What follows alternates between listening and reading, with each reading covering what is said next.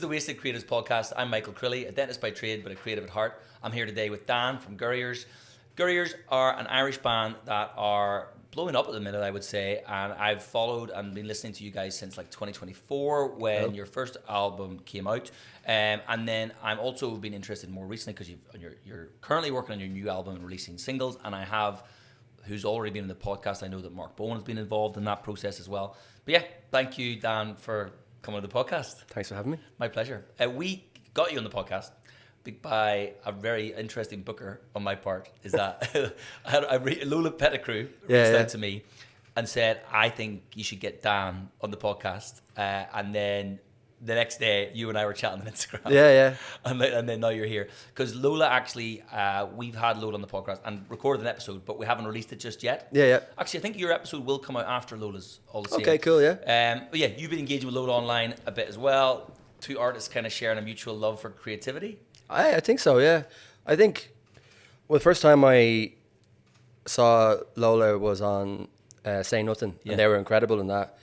I thought both actors in that, Hazel and Lola, were incredible. And I remember following them just on Instagram, just giving them the follow or whatever. And then I think it was months and months later, I saw a podcast that was sent to me by one of my friends saying that Lola was a fan of the band. Amazing. So I sent a message, and there was no reply for ages. And then I think we were talking about, doing some kind of music video idea with Thomas James, who makes our music videos, and we're like, have to get Lola.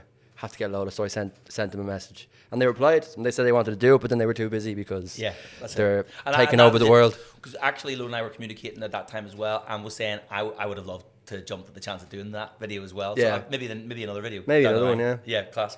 I have to make a new album now. That's. But also, if you're getting that's the drive. some of the best actors in Ireland to like want to be in your stuff, you're doing something right as well. You know. So like, let's talk about Gurriers. Just from, I don't want to go very back to the very beginning, but I suppose for anyone that doesn't know the band, came together kind of around COVID times. Yeah. Am I right in saying? And like, how did that all happen, and how did that lead to the production of the first album, from first meeting? I think, if you want to go back nearly 10 or 11 years, I used to work with Mark, who's in the band. Yeah. Used to work with him in a McDonald's in South Dublin. And that's how we became friends. Yeah. And all we used to do was just talk about our love for bands like Radiohead, NWA, like everything, even to mad folk music. We just talked about everything instead of making burgers and probably getting in trouble. Yeah. But he said years later that, I always wanted to take you, like grab you for a band. Yeah. And I say it was like, I guess 6-7 years later. And at that time, were you somebody who showed him musical ability, or just it was the interest in music you shared? I was in a band at the time. Yeah. He wanted to take me out of a band, I guess. Yeah, right, okay. I've been in 3 or 4 bands my whole career. Yeah. Since I'm like 14 or 15. And these are all bands while you're doing part-time jobs. Yeah. And those part-time jobs at that time, not with the hope of them becoming careers, you're just doing them while you're trying to work out who you are and what you want to do. Yeah, pretty much. Like I've worked mostly retail kind of stuff and fast food. I worked in a Super Value at one stage, or worked in coffee shops. I actually loved working in coffee places and coffee shops because making coffee and the art is in itself creative and art. And I did really find a joy out of that, and I really did enjoy that as a job, and I stuck at making coffee for years. Yeah. And I've worked in a lot of places where I've always wanted like friendship and community in a coffee shop. So I used to get all my friends jobs. Yeah. Like my best friend Eddie, who I've been friends with since I'm like 16, 17. Yeah. He worked with me in 2 of my coffee jobs. Okay, yeah. Ben, who's in the band in Gurriers, worked with me in Cafe Nero and worked with me in another coffee shop. Yeah. So when you leave, are they like, oh shit, Dad's gone? I was Ben's manager at one stage. Okay. Yeah, I was actually his manager, and he's an amazing worker and a guitarist. There definitely is a craft though in coffee, and the coffee culture as a whole actually has become a bigger part of, I think, Irish identity. Some even to drinking to some extent is like people are getting more into coffee, apart from the fact that it's shockingly expensive to be into coffee. And was it about the production of something aesthetic, or was it about a flavor profile you're trying to create, or just like an experience you're trying to emote in someone? I don't know if it was any. I think it was more like the actual like process of like making the coffee itself. Yeah. Learning how to, even learning about like when I got into management role, learning about the roast and everything, and going to different meetings every couple of months and learning about the new coffees that they used to have. Cool. Yeah. And then I started getting real anxious from drinking coffees because I used to just drink espressos all the time. Caffeine nice, yeah. And I couldn't drink the coffees anymore. And they were like, "You need to taste the new coffees, Dan." And I'm like, You're like in rehab for coffee. Yeah, like I'm off coffee for a couple of years. Yeah, class. And so then I've heard you speak before about the band having a wee bit of time being someone who has an album out in the world, and you've got time to just gig, write songs, gig some more, and you're just building up your catalog, I suppose. Yeah. So you were originally playing for friends, and then it gradually becomes you have an audience and Yeah. building that. And is it that must be a nice place to be in? Obviously, you want to make it, but it's nice to have the freedom to just learn who you are as a band. Then at that point, That was the interesting thing about being a band in the pandemic was I've been in bands before, so it was that kind of thing where you play to, it's like a birthday party, you play to 20 of your pals in a room.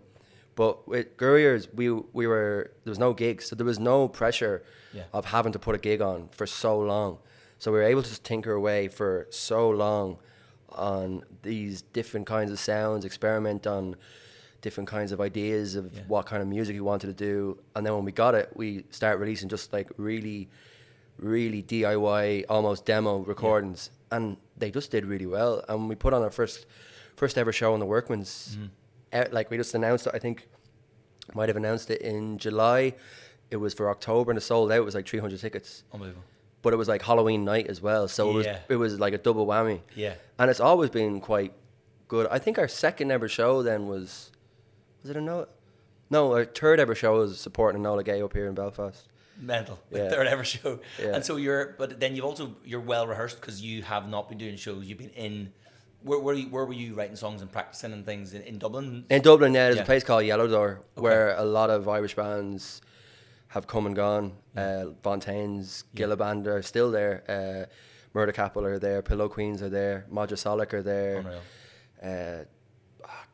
Who else are there? Everyone's there, to be honest. And I don't know. Yeah. So what's Yellow Door as a space? Is it like It's amazing. It's basically it's a hub that is being set up by Paul Kenny, and he basically set up this massive like prefab space and turned it into all these rooms that bands can rent. So you rent the room, and then you can just put all your gear in there for the year. Like you don't have to keep bringing your instruments every week. Yeah. Like places like Pirate Studios or whatever. Okay. The amps and everything just stay there. So you just turn up every That's time we practice. I didn't know that existed. And the names that you've named, like that's a shocking. There's more that already have. There's more that I can't even remember. Yeah, and like that's like is it like a non-profit business or is it like or it's just something? It was a good concept idea and it works well. You pay a certain amount and you pretty much. Yeah, unbelievable. It's incredible. Like Thumper in there as well. Yeah. Jesus, there's so many bands. Yeah, so actually to get a feel for what's coming new in Irish music, actually that's a good starting point to check out who's in there at that time or what they're up to. Yeah. Yeah. Very good. And so and when you did, what others like were there other sounds that just are not like you are now that came to the fore at that time? Like you're not like trying to swing album or like, country. Like you're all into a certain type of music, am I right in saying or Yeah, we are, but I think there's I'm really into country music and so is Pierce. Pierce is from Monaghan, so it's very Irish country. And what type of country music are we talking? Like Chris Stapleton type characters or Zach Bryan? For me, like Towns Van Sant, Guy Clark, even I think I was when I really started, it was actually the Rolling Stones doing a lot of the country stuff with Dead Flowers, and then just getting into, is it Merle? What's his name? Merle Haggard. I'm not sure. I have definitely heard the name. Iron on His Hip, that song, It's the storytelling and the lyricism that kind of draws you in because country doesn't tend to be songs for the sake of songs. It tends to be, it's telling a story, a narrative too. Oh, big time, yeah. Class. Yeah. And then when you did land on the sound and it took off, then it ended up being that it got successful pretty quickly. Then the pressure's on to potentially create an album. Or you just building on gigs for a while. It was weird because when we were just building a set list, really. Yeah. I think I've said this before. It was basically an album wasn't even on our minds at all until it was an absolute necessity. Because one day it was literally just a text from our team. They were just like, I think we should make an album. Yeah. I was like, oh, that's how it happens. You don't just someone else has to give you a kick, the kick. Like, I don't know. But then I think you need that fire, because if we didn't, we just would have probably just wrote a set list until the end. Like, because actually as well now with streaming, you could kind of get away with not having an album because people can release stuff continually. But there's something nice about an album to say this is this period of time within our work, or this is a set piece of art that you can own a physical copy of as well. Yeah, that's the selfishness in us, I think, because we want the physical copy. Yeah. Not mad on EPs. Yeah, there's something about them. Watch we'll make when our next release is going to be an EP now after me saying that. Yeah, so is it like after, you mean after the album's going to come out next, you're going to who knows? An EP. Yeah, I'll keep that clip just in case. But so like, and then that went really well, and I think that's where I first got the feel for you. One thing, maybe I heard approachable first or top of the bill or something first, and then it's kind of just been a gradual rise from there. And you've since done South by Southwest, Jules Holland, and each of those things like adding into each other and like building this kind of growth you've had over that time, or is there one thing in particular that sort of made the trajectory go more upwards than the next thing? I genuinely think supporting Inhaler last year was where a lot of the trajectory kind of came from. And I really do appreciate those lads taking us out with song. Like, we did not know what to expect, and we knew it was a crazy idea to support them. But there was something in, like, when we got the offer, I think our management were like, are you sure you want to do this one? Yeah, as in, like, are you ready for it? Yeah, and Mark was like, of course. Yeah. We have to do this. But sometimes having that would make you work even that bit harder to make that one work, and then it's doable and it's achievable, because once you've met that goal, you can move on to the next. Exactly. And it was one of those things that kind of spearheaded the idea and the sound of what the next album was going to be, because we were in bigger rooms. And you don't have the same kind of opportunity to get the crowd going in a room with a song like, I don't know, Close Call, No More Photos, where it's written for a basement, like it's written for a very sweaty pub or anything. 100%. So we want to write songs out in bigger rooms, because at the end of the day, we're in a band and we want to excel. We want to get the rooms bigger, and we want to, evolve. That's interesting, because I missed you in Limelight just December 2025, I think. Yeah. And that's where I totally agree. That first album, Come See, it probably, the lower ceilings, the dark room, the sweatiness, it feels like a community of people who are just there for that intense emotion that is exerted in that moment. But equally now, those bigger rooms, you've got to make that sound bigger. You've got to make it more, and you still want people doing exactly the same as they're doing in those smaller rooms. Yeah, it's like it's a new challenge as well that was fun. Was like the gap between the stage to the crowd is so much further away. So it's like, how do I do the same kind of actions that I do and get the crowd going from a further distance? Yeah, and you just have to go to them. You have to run at them. But you also as well, you wear glasses, but when you're sometimes live, you're not. Yeah, they're off. Yeah. And are you seeing? No, not yeah. You're seeing that you see, but you're like, you're not able objects and yeah. But it actually like I played Crystal Palace there recently, and I had my sunglasses on, which are prescription. Class. So my girlfriend was saying that what happens if you put them on and you freak out? Yeah, because the audience is so big, and you've never played in front of anyone when you could see. Yeah. I was like, I'll be fine. Yeah. And it was fine because I've done it for so long. But that's mental also that you've as you just said, you've not played in front of people when you've been able to see before. So you've almost been, you're not hiding behind that necessarily, but you've not been able to see with clarity the emotions on people's faces and stuff. So did that, I was going to ask you about that gig anyway, because that's an amazing gig to be part of, I assume, as well. And it went amazingly well. Yeah, it looked really good, Yeah, and then you had Matter Salak join you on that as well. Yeah, Paul is good. He's a good friend. Yeah, very good. And like, nice to be you've supported Kneecap before though, haven't you? We supported them a couple of times. We supported them here in the SSE. Yeah. And then we supported them in London, in Wembley. Yeah. That sounds bad. I think they're the three. No, we supported them first time was in Galway. We got offered to play Galway International Festival. That was class. That was fun as well. Yeah, I've done a couple of shows with them. Yeah, and then I've heard you speak as well about it's. I like that about Kneecap because they've had a kind of meteoric rise. But it's nice I like that they're bringing people along with them on that journey. And you also have talked about that when I've heard you before about this idea of like we should be bringing bands, Irish bands, well any band that we like and want to support, up with us. And people like Enola Gay, you've mentioned to me before we were chatting at the start, how like people like that helped you along the way. So why would you pass that on to the next? Yeah. Like I have to say, like for Enola Gay, they're some of my best friends. Yeah. Especially Joe. Like those guys gave us the opportunity to go on our first ever tour in the UK, and we met our management team through that. And yeah, I'm like forever grateful. So when we had an opportunity to pick a band, we were like, it has to be Enola, and they were delighted. But you know, I'd say they're gonna try and outplay us as well. Yeah, exactly. There might be a couple of fights in the green room. That's good though. I think though people will turn up when they like the bands as a whole on a set. They'll turn up early to enjoy the whole experience. Yeah, it's probably always tricky to be earlier on in the set, but like there are times whenever I've equally seen this. We had Mark Bowen, I was saying on the podcast before, I've equally seen people turn up the gigs for bigger acts, but they're there for Idols as the support act, and they're very intensely, there might be like 5 people in the front row who are like, no, I'm here for this bigger act, but then the people behind who are like in the mosh pit are like properly rocking out for Idols, or properly getting into it. So I did. You also did like your North American tour there recently. The time that you were in America prior to that, is that South by Southwest? Is that your first kind of experience of going over to America and taking the band?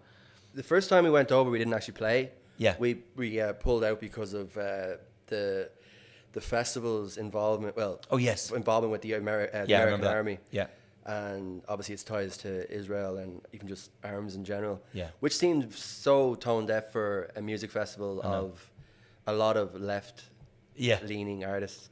But so many Irish artists got behind that as well. I think all of them. Yeah, I think every single one, and it was amazing. It was not many people, a lot of people who do music can say they went to South by Southwest and they played in a couple.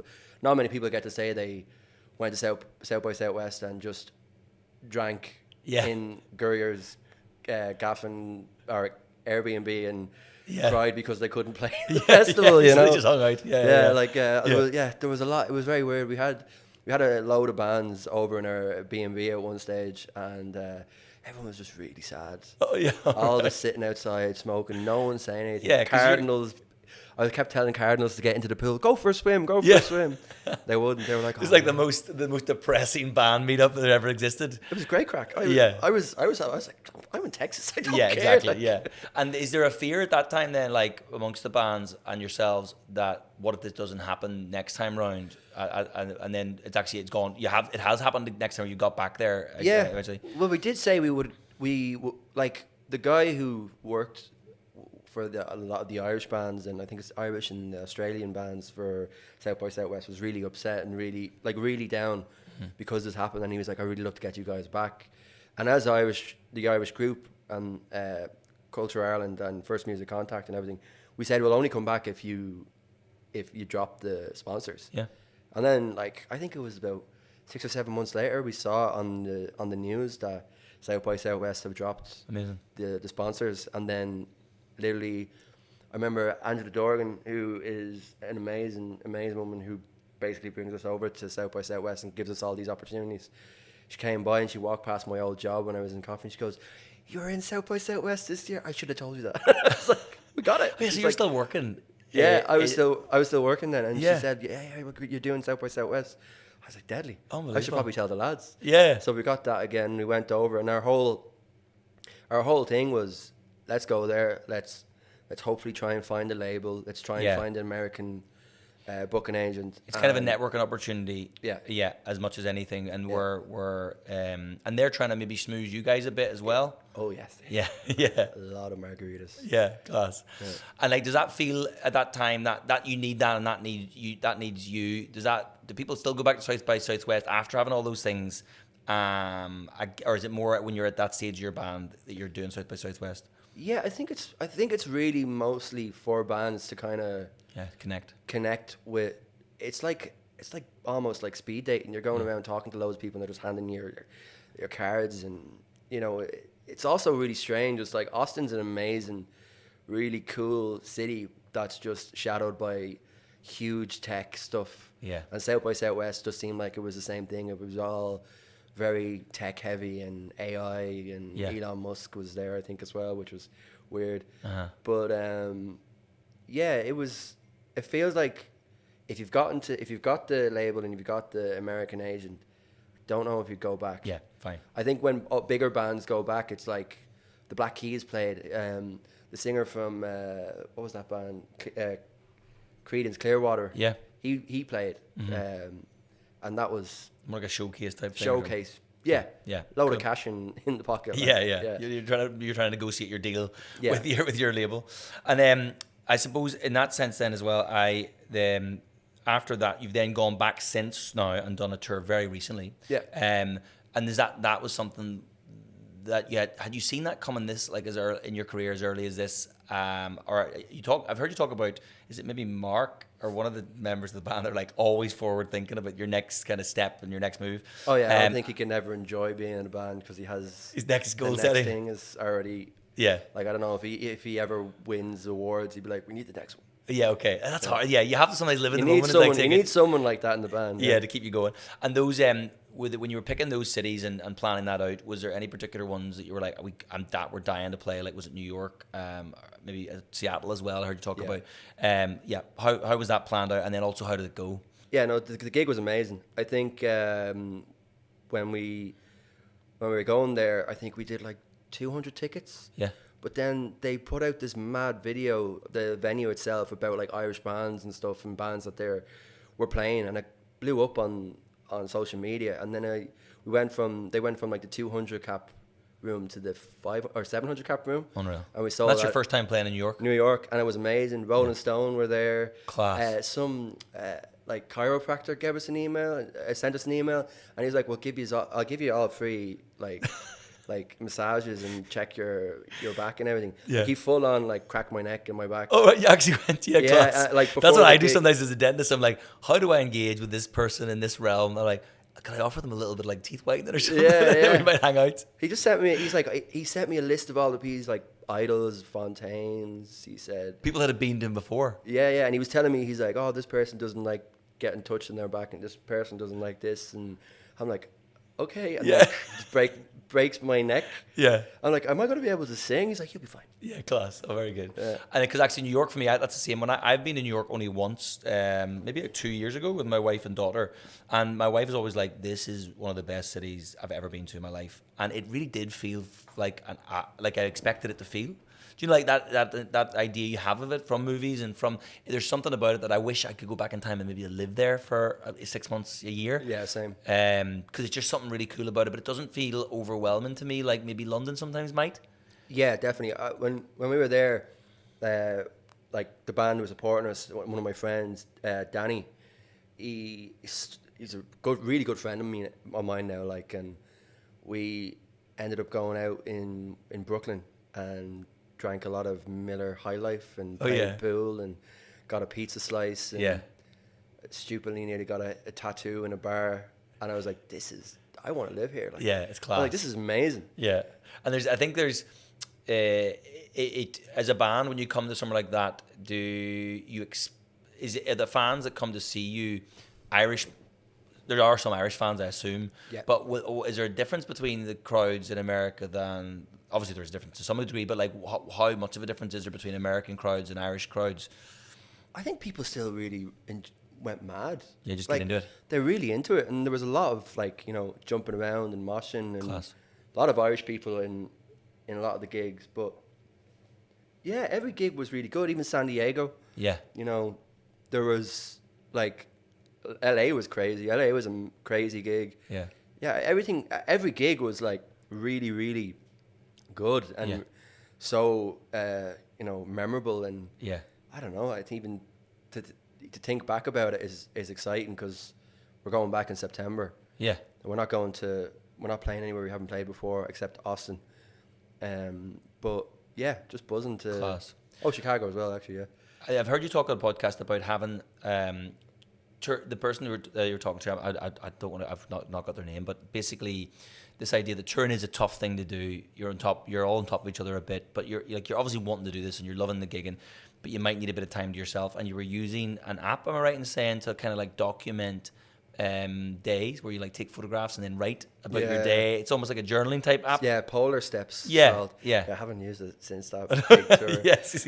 I don't know. It was amazing. It was really cool. It was like a 2-month long tour in Europe, and it's kind of funny when you think about it. I was like writing all about like how beautiful the scenery is driving around in Europe and all the venues, and it was almost like a gratitude journal with photos. And then you have your family. I had most of my family only who were like able to read and comment on it. Class. So it was like, in a way, it's like for my family and my partner, you can kind of show them that what you're experiencing instead of like without sharing it with the whole world as well. But then when we got to the UK, I stopped. Yeah. And in New York, in America, are you flying between gigs then as well because it's so vast? We flew into LA, and then we went from LA and did most of the West Coast until Seattle, and then we flew from Seattle to Washington. Cool. And then did the East Coast. And can you enjoy America while you're there on your downtime between gigs? Or a couple of days off, and like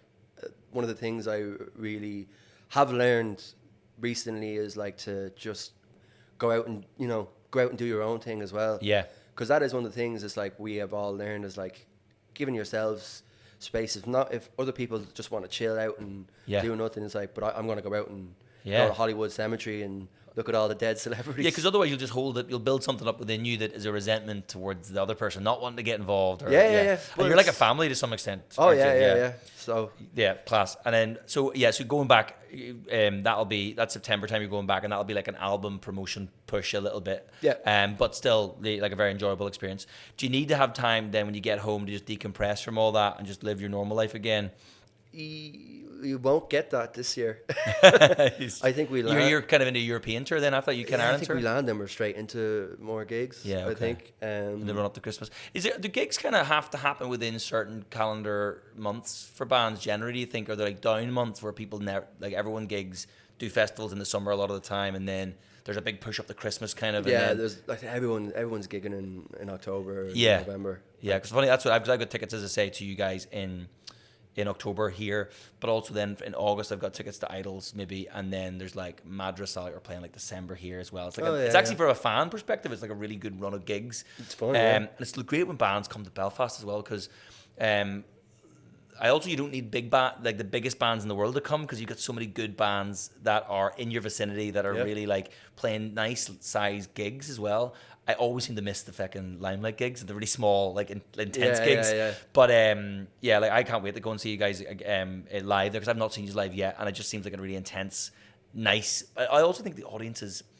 I saw Idols last year in the Telegraph building, and my perception of what that gig would be was going to be like a really intense, heavy thing. I hadn't been in an Idols gig before, and I thought it might be a bit more like intense and maybe slightly angrier than it was. Actually, it's a really like lovely bunch of people. Yeah. Like no, it's not like everyone's swinging fists and like the thrash metal type audiences you get. But do you find that the same with your gigs, that everyone's just there to have a great time together, and it's like I think so. I think we most bands will always say as well when people are moshing, just to, if someone falls over, pick them up, because I haven't been in moshes in years, but I've been in them when you get knocked down and someone comes in with their knee into your head. It's nothing worse. It's awful. And some people don't like moshing. Some people are quite, I would be probably afraid of them now, and I try and stay away. So you get a periphery around it. You want to be completely acceptable for everyone. 100%. And so I suppose I want to chat to you about creativity as well, because I was interested in the way you speak about how you do songwriting and lyricism. historically haven't played an instrument. Yeah, I'm only learning this year. Yeah. Yeah. And so you're learning guitar. Yeah. And so tell me how you're getting your lessons, or what are you doing? I'm just learning off YouTube, Yeah. kind of. I'm using the guitar more as a tool to write lyrics. I'm not I'm probably playing the same chords as like thousands and thousands of songs, but it's more about how I find a melody or a vocal line. Yeah. And then, I can bring it to the lads, and if they like it, happy days. And you have an idea then within world it lives in. Yeah. But also there's only so many notes that exist. So that's not a negative to say that you're kind of just finding your way around that. Yeah. How are you finding that journey into learning how to play the guitar? Does it give you a better appreciation for the guys? Oh yeah, like I actually, I listen to music differently now, because I used to kind of only listen to music with melody and vocals. Yeah. So it's like a spotlight was on that, if you get me. Yeah. On these parts.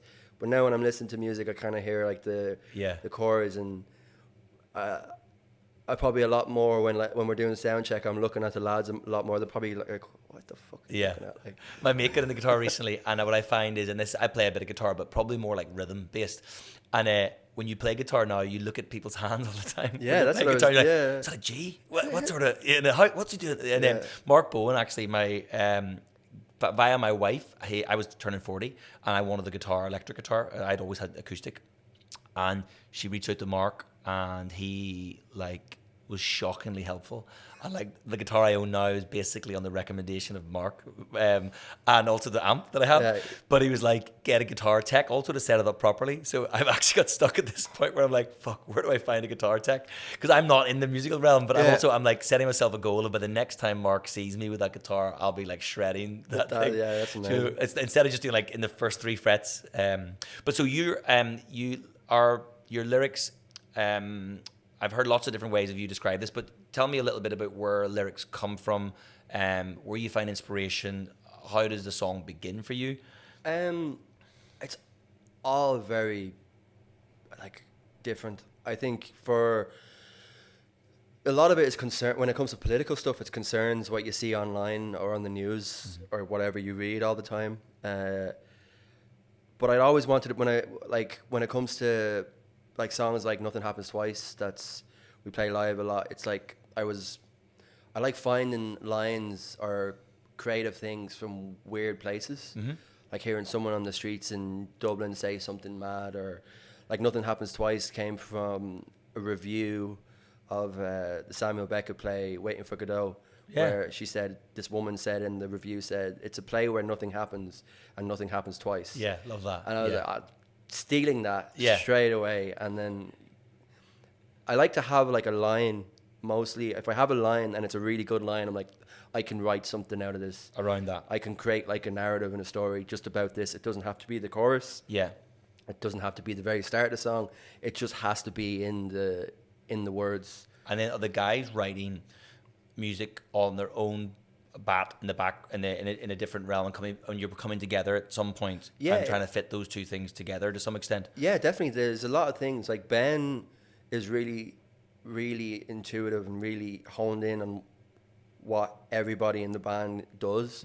So he'll sometimes be at home and he'll write a complete song, and he'll be like, I wrote this song with Mark's guitar playing and Pierce's drum playing and Ben and Charlie's bass playing.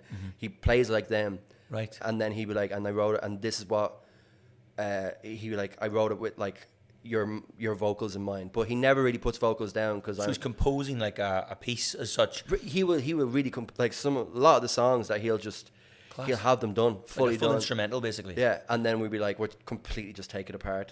And sometimes he'll have a melody or lyrics or whatever, and I'd be like, yeah, I'll do that, and then it's just not that. Yeah, but that's also getting them. I heard about this in screenwriting and in writing in general. Just get the first draft out. Yeah. Once you get the first draft, even if it's not what you want it to be, you can find the bits you like in it, and then start to veer off in different directions. And then do you start doing a kind of is there a live moment where you're doing a kind of gibberish thing where you're finding your melody, and then the words for your narrative fill in the blanks? Most important thing for me always is a melody. So when we're writing, if we're all in the room or if the lads send me music or anything, I just start spitting whatever words come to my mind. And what I did was record it on my phone. Yeah. And finish it and whatever, and then listen to every single recording. And if I hear something that sounds like a line, I'm like, did I say that? Yeah. I actually just write it down. Then I'm like, that's what I should have said. And it's syllable almost based. It's syllable based. Yeah. But then like Top of the Bill was different. Like I remember when we wrote Top of the Bill, that was years ago, and that was in Pirate Studios, and there was a sign on the back of the door. It was like a music kind of relevant sign. It just said Top of the Bill on the sign, and I went Top of the Bill. Yeah. And then just started singing that song, and that was then.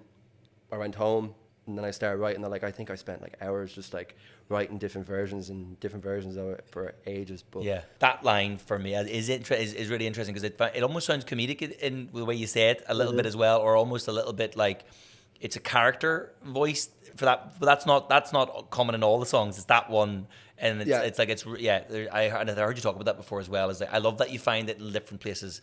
So it could come in a movie, it could come from a poem, it could come from a review. Yeah, and that's what's interesting. I think sometimes people think that we all have these, from a songwriter perspective, you've just got all this inside of you that needs to come out. But actually, you're always on the lookout for a thing. Always, yeah. Even without like the mute, like not just the songs, but I was watching the Deer Hunter ones a couple of years ago, and if anyone's seen, you know the bit before they go to war and they're in the bar and they listen to Frankie Valli's "Can't Take My Eyes Off You," and they're all screaming and singing the song and they're all really happy, and then it dawns on them that they might not see each other again and they're really sad. I was like, that'd be a great intro before our gigs. Yeah. So when it's like you're going to war. So when we used to do that, so we used to put the Frankie Valli "Can't Take My Eyes Off You" as the intro before we went on stage, and they went into the Nausea, which is the most like intense song. So the juxtaposition was crazy, and I was like, you know, that kind of thing. We're always thinking of stuff. That's like a theatrical piece then to some extent. Is that you're starting the very first thing that happens in that gig is setting the tone for the rest of the gig as well. And I heard the one about prayer. Is it the song's Prayers, yeah. About that line that you read or that you heard about the Pope as well. And it was maybe in COVID times. It was during COVID. I was reading the newspaper, yeah. And it was in the Vatican. There was obviously no one allowed at the Pope's prayers. Yeah. But he still was doing a prayer, obviously streamed. Yeah. As I said, and the Pope said his prayers to the empty rows of chairs. Yeah. And that line is such an intense, like vivid, visceral thing as well. Yeah. And I love that you just that's where it came from. And that's just the whole story. Just like was there, and I just started writing it then. And it is storytelling, isn't it? Like you're creating the narrative, and the listener might hear what you say word for word, but might create their own version of that, and that's quite nice about it. I think I know what it's about, but I really don't. Yeah, I like that about it as well. Like. But even if you listen to like something like Geese or Cameron Winters on his own, like I don't know, I haven't a clue what he's actually saying. Yeah. But there's definitely something emotive in any song that has that. Yeah, if something can if it can emote something in you, that's all that matters. Yeah, that's it. And so, how does that vary now when you go into the second album and you connect? Well, I suppose first actually, you connect online with Mark Bowen. Yeah. So tell me a little bit about that interaction, or how did that come about? Funny enough, I was listening to the Tape Notes podcast. Yeah. And I think he was asked a question like if there's any like advice to any up and coming artists and young artists. And Bowen said, like, he was like, use the internet, use Instagram to send your favorite artists messages. Mm-hmm. If they don't get back to you, they don't get back to you. If they do, that's great. Yeah. So I said, all right then, I'll use that information and just send them a message. And I was like, how's it going, Bowen? Really big fan of Idols. I'm in Gurrier. He just replied like a week later, and he was really excited and ended up going to see Idols in the Olympia 2 years ago, I think it was. Yeah. And he was just really sound. Yeah. We drinking and having the crack. And then we hung out then at the SSE when we supported Kneecap. Mm-hmm. And he was just chatting and giving me so much advice. And I was like, this is kind of surreal. Yeah. Talking to him, like, it's like, and then... He's a really easygoing... Yeah, he's so easy to get on with. Yeah. And then when we were talking about doing our second album, he was, getting excited for us and everything. And he was really, really helpful about people to work with. And I said, what do you think about this producer? And he was like, look, Dan, I want to make the album. And then just sent me this big, long pitch. And I was like, oh, this has to be him. Love it. Yeah. And I sent it to our management and the lads. And they were like, oh, he made us excited. Class. Because it wasn't that we were like we weren't 100%.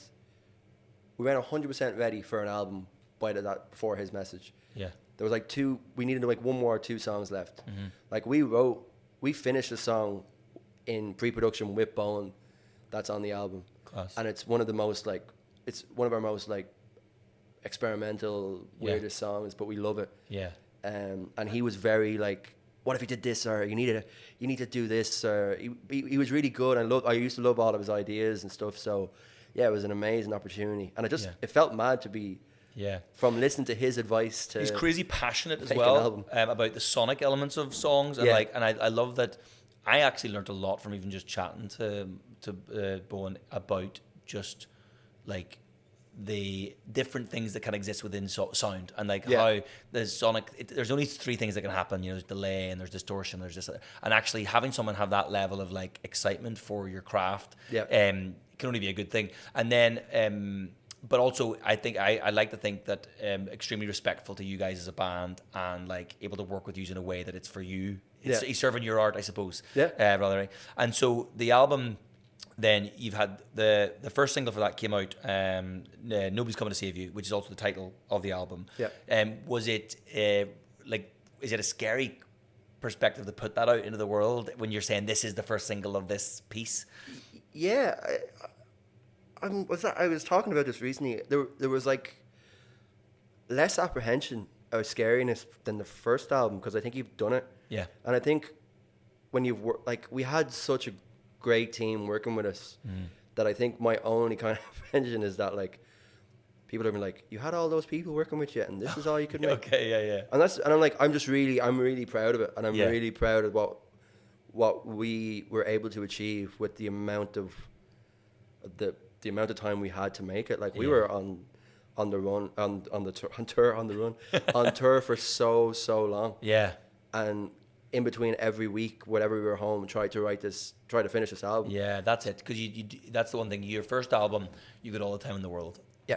And then you're busy people after that, and then you're trying to find the time. And then it actually, interestingly, there's never enough time. You can give yourself more time, but actually you're still going to have to fit it in to whatever you're going to have to. Yeah. But it's amazing, man. And also then, so the visuals of your music videos, I think, as well, is another factor. I think there was a time years ago, me being just turned 40, I remember a time when MTV was my whole existence, and like music videos were everything about music to me. It wasn't, and Spotify and things weren't around at that time. And I actually think there's something really great about coming back as really short story, movie pieces, little mini movies of songs. And the last two songs in particular, I've seen like something new from you guys in that respect. And you were mentioning at the start about the visuals. Who was that you're working with? Thomas James. Yeah, great, unbelievable. He's amazing. Yeah. It's like he was able to get the ideas that we had in our heads and put it on screen and then make it even better. Like, and they're really intense. Really intense. Yeah. But it's to go to that thing. It's like music videos. It's great to see them again and even get to create them, because we're artists at the end of the day. We want to show that we're, making videos that, want people's engagement and kind of scare people, and also have a lot of messages, hidden messages in them. And it's very political, and that's kind of how we are with things. And Thomas knew exactly what to do, and he's a good friend now, which is that's what's amazing about the art as well. And like it does something to your gut, especially Party Lines, the video. I thought even just the very first piece of audio about it's about is it you can't make money from per people? You don't go to third world countries to make money. Yeah, like it's like the whole thing, and even also you had this when you clicked your link, it brought you to this like a little TV screen where you could like click through all the channels. Yeah, see it? And it's like it's the whole thing. I think the whole piece as a whole works so well. Yeah, it's really good. And then so yeah, that for me in particular, and those we talked about the actors in that as well. Yeah, and we were coming up in the lift there is like one of the guys in particular, he just suits the role so well. Yeah. But you're like nicest man on Oh earth. yeah, like a very thespian, Shakespearean kind of actor. Yeah. Because when we made that music video, we were making the music video in some woman's house. Yeah. And she was in the house and everything, but she was quite aware of how many people were there, so we had to kind of leave straight after our shooting. Okay. So the only thing we seen was our performance. Yeah. And then we just had to put everything in the hands of Thomas. I just go. And just go with it. And he was like sending me messages like, "This is the most fucked up thing I think I've ever made. I love it." Yeah, and I was class. like, "Man, I've seen your videos." Yeah. It's like it makes you feel uneasy. Yeah. But it's not it's very much you want to keep watching the whole video to the end, and I think that's what's nice about it. It's not in a culture where we flick past things. Yeah, there's true. there's not a point in that where I'm like, right, I'm ready to move on. Yeah. And there's enough to keep me engaged, both sonically plus visually, that I'm like, I kind of feel like I'm going to come away with it with a different perspective almost, you know? Yeah. Which is really cool. So I'm like, I'm buzzing to see what's to come on your next, because you'll have more singles to come from the album then, I assume, as well.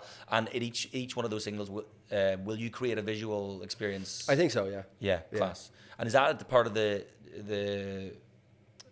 creative career now that excites you as well? Like that, Oh yeah. Oh, like I was really interested and excited while we were on set and stuff. I've never been on a set of a music video where it was that professional and detailed. It was really interesting. And it's like it's a completely new world that you kind of engage with, and more of that would be great. Yeah, class. And then so just creatively, just generally, are there other things that obviously you're learning guitar? Actually, I want to speak to you about your singing voice as well. How did you find your voice? Obviously, I think it's a version of your own voice. Yeah. But I've heard you talk before about other bands that you've been in years ago, having more of a transatlantic kind of. And was that more like singing than more? I think you're kind of between singing and spoken word at times. I would be right in saying. Yeah. When did that click, or what? How do you get into that voice? I'll tell you why I'm asking. I don't know what my voice is when I sing, so I accidentally sing in a voice. So the only way I can get into my singing voice is by singing the hymn. I'm not religious, but the hymn, shout to the Lord. You ever hear that hymn? Like, shout to the Lord. So that's my actual voice. Yeah. That's the only time I'm ever in my actual voice. But whenever I go to sing any other songs, I put this weird thing on. Yeah. But yeah, do you have to find it every time, or is it now just it exists? If it's a new song, if I'm writing a new song, I might have to find it sometimes. Yeah. And do you do anything to find that voice? Just I think one of the things is it's like your singing voice should just be your actual talking voice a little higher. Yeah. And that's kind of hard to do because I used to do a transatlantic weird fake voice for so long. So yeah, I would kind of have to find it, even just to bring it's like bringing personality into the song. Because when we first started Gurriers, even before we had a name, we wrote Top of the Bill. And I remember Top of the Bill, I used to I'd sing it. And it wasn't singing, but it was more talking in a weird kind of accent. Yeah. And then I put the Irish accent into it, and I was like, oh, it actually felt like everything kind of was in its right place. Yeah. Literally, like. And it's almost like just you've hit on a sweet spot of time as well, I think, where Irish accents are really accepted within just culture in general now. And sad for artists that it wasn't maybe at a different time, because there's so many great Irish voices coming forward, which then means that bands coming up are not having to do even maybe faking like a slightly English or American tone to their accent as well. And then I wanted to ask you a little bit about yes, I heard you'd maybe sort of set yourself a goal to read a bit more this year. And like what sort of things does a creative person like you enjoy to read? And like what draws you in? Good question. I've been reading a lot this year. I started off reading Jesus Christ Kinski by Jonathan Mayers. Right. It's basically about Klaus Kinski, the actor, has a melt. You can watch a YouTube video online. It's a meltdown on stage where he's playing Jesus Christ in like his own one-man stage play, and Jonathan writes this book where it's like the psyche and like his mind basically having this meltdown and what he's thinking while he's having a breakdown on stage, and then it's basically the book kind of changes to how Jonathan is basically trying to convince everyone and himself to write the book about Klaus Kinski having a breakdown. Oh. It's amazing. So I like books like Max Porter where it's a lot more tries to break the fourth wall, and you know, like you're reading the page, but you actually can't see the words. They're being like there's other things over them and stuff. So stuff like that. Like, but then I read like Douglas Stewart, Young Mungo, like a kind of queer romance story recently, and that was amazing. He's a fantastic writer. And right now, I'm just trying to find prose and poetry through how to say a lot, how to say so much in so little words is the so most take your vocabulary thing. And not necessarily expand it, but find ways to condense. Yeah, make it like a lot of songs in the first album are a lot more to the point and straightforward. What like Approachable is like, this person's bad, he is not a good person. And now I like to be a bit more abstract and have people to kind of make their own ideas of what the songs are about. So love that. It's easier. Very good. And then in terms of the scene as a whole, you're always very supportive when I hear you speak about other bands. And are there bands on the up now that you're like, I think I see good things coming? Like, obviously, I think Matter Salak actually you can sort of see a meteoric rise in their success from like only a handful of songs in existence. And is there any what are the other bands that we could shout out that you'd be like, I'm keeping an eye on these guys because I think either they're going to be supporting us or eventually we'll be supporting them. I think one of my favorite gigs I've been to recently, I'm always shouting out Madra Salak and I'm always shouting out theatre, but I was only thinking about this recently. I saw Child of Prague, and I saw them at the Ruby Sessions in Dublin, and it was just a really nice acoustic gig, but it was genuinely incredible, and I was so blown away by them. And just like emoted something in you. Oh yeah, like it's so good. And I did I did an interview with Art Series. Art, I saw that. Yeah, I did an interview with them, and they were just so nice. I think the Art to Art thing was over, and we stayed and just kept drinking pints and kept talking, and then I forgot that I was supposed to hang out with my girlfriend and my friend. You felt like, I love that. I also love Art to Art series. Art to Art's amazing. I love the concept of the artists speaking to each other, because there's it takes out a person like me who sometimes interviews can be a little bit like there's some sort of like commercial thing, and we're just focusing on like, tell me about the album, tell me about the tour. But actually, I love that two artists just hashing shit out over a pint. Cool. And man, so like I the last thing I wanted to ask you a bit about, which you were open about, I heard you speak about recently, which is I think was good to be open about, was you talked about kind of therapy, and talked about like how you've realized the importance of that in your life as well. And is that still something that you can, obviously it's something you work on forever. It's nice to see someone being open in the public domain within the scene talking about that as well. Yeah. And you feel like that's, has that been fed back to you? People have resonated with that? I think some people have definitely resonated. I find it strange, because not strange to be seen as someone doing well because they're opening up about their mental health. It should be the norm. It should, because that's when one of the main things when I went to therapy years ago was the therapy session doesn't end after you go out of the room. You should, talk and confide in your friends. And talk about it, and they can talk about their issues with you as well. And it just seems like, if I had a cold, I'd be talking, look, I'm dying sick here. I don't feel well. I'm like, I'm depressed. I'm on medication from my depression. And I'm not afraid to talk about it. I had to put it up when I was in Lisbon. I recently realized that if you are on antidepressants, the sun kills you. because it makes you sweat more. Oh, right, So okay. I put it on my story, and Yeah. other people are like, "Oh, I didn't know this." Thanks for telling me. I thought we were talking about Vittorio Angeloni and Mike Rice before as well, and Mike's quite open about like when he's medicated and how he's doing and whatever else.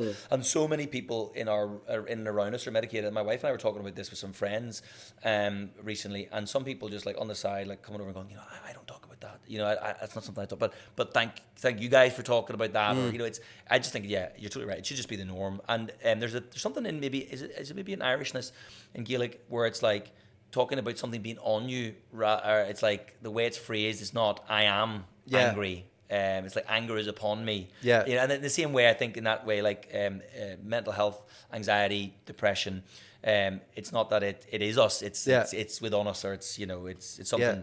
I think even one of the things that kind of made me a lot more open to it is I listened to Blind Boy podcast a lot, and this is years ago, so it probably wasn't even him who said it, but he was talking about how the Japanese talked about depression. They, I think I might have said this before, it's called kokoro no kaze, Right. which is the direct translation to English is cold for the soul. Oh yeah, okay. So I kind of look at it in a way where it is like a cold, or it is like just a sickness. Yeah.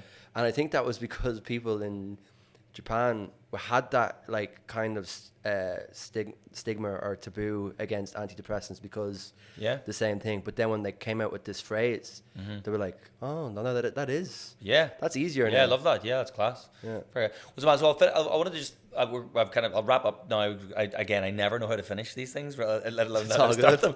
But so things in the next little while between now and September, basically it's a kind of you're gradually releasing. There's going to be more gigging and touring about, and so you're in like a really exciting time for the band. And is there anything in particular this year you guys are like looking forward to most, or is it just getting out there and letting people hear your music in a live setting? Yeah, I think just getting out there. We're playing bigger stages of festivals, and it's starting to feel like, you know, there's opportunities there for us to really get into the public. Excuse me. And I think we are just excited to like get back on the road, because it's been a show, a couple of weeks off, show, and now kind of in August it's going to be quite busy. Yeah, I think it's like August to December. I'm gone. Yeah, you're done. And will there be a time when you play guitar at a gig? Probably not. No, yeah, that's fine.